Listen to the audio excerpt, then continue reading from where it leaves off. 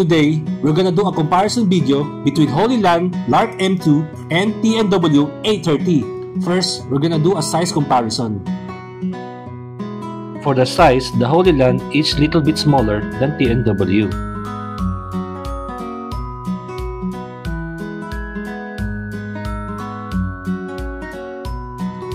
Ngayon, susubukan namin yung sound quality nitong dalawa.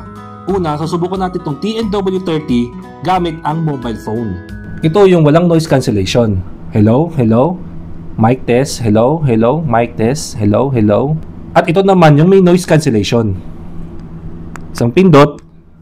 Hello, hello, mic test, hello, hello, mic test, hello. Next, susubukan naman natin yung Holy Land Lark M2. Ito yung walang noise cancellation. Hello, hello, mic test, hello, hello, mic test, hello. Ito naman ang may noise cancellation. Hello, hello, mic test. Hello, mic test. Hello, hello, mic test. Ngayon, na-testing na natin yung sound quality.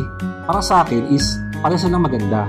Ngayon, kung tight budget kayo, dumiretso kayo sa TNW A30. Kung may budget naman kayo is, mag Holy Land Lark M2 kayo.